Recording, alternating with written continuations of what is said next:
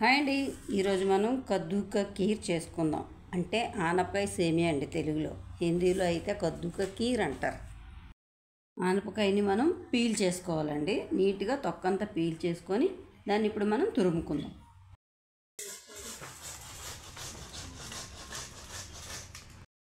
ఇదిగోండి, ఇది మనం తురిమిసుకున్నాము. ఇప్పుడు దీన్ని మనం నెయ్యిలో వేసి ఫ్రై చేద్దాం. స్టవ్ వెలిగించుకొని మందపాటి కళాయిలో స్టవ్ వెలిగించుకొని దీన్ని ఇప్పుడు మనం నెయ్యిలో వేయించుదాం. దీనికి మనం సగ్గుబియ్యం కొంచెం నానబెట్టుకోవాలండి. ఇందులో వేయటానికి నెయ్యి వేసుకొని వేయించుకుందామండి.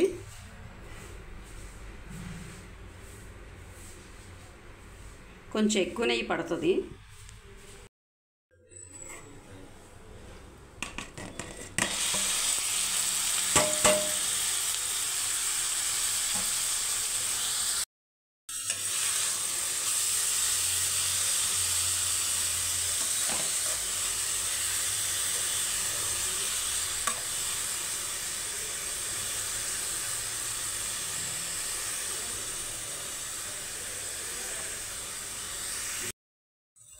ఇప్పుడు వేరే గిన్నెలోని మనం ఈ నానబెట్టిన సగ్గుబియ్యాన్ని ఉడికించుకోవాలన్నమాట. బాగా ఉడకనివ్వాలి. సగ్గుబియ్యాన్ని కొంచెం కలుపుకోవాలండి, అడుగు పట్టకుండా. ఇదిగోండి, మనం మధ్య మధ్యలో కలుపుతూ వేపుకోవాలి.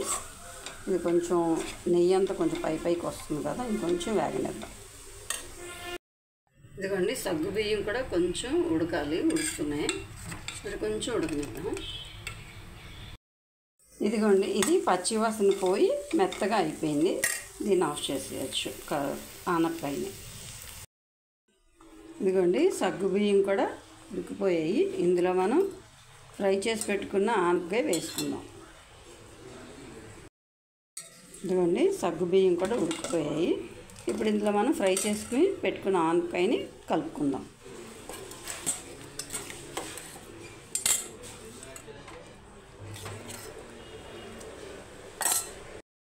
ఇప్పుడు ఈ రెండింటిని కూడా కొంచెం సేపు మనం బాగా ఉడకనిద్దాం.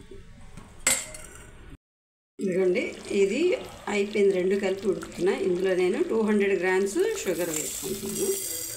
ఇవి టేస్ట్కి తగినట్టుగా వేసుకున్నాను. ఇదిగోండి, కళాయిలో మనం ఇప్పుడు నెయ్యి వేసుకొని డ్రై ఫ్రూట్స్ ఫ్రై చేసుకుందాం.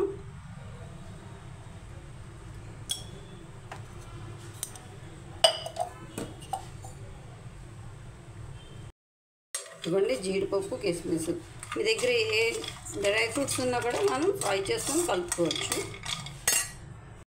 ఫ్రూట్స్ వేసుకొని మనం ఇప్పుడు దీన్ని కలుపుకుందాం.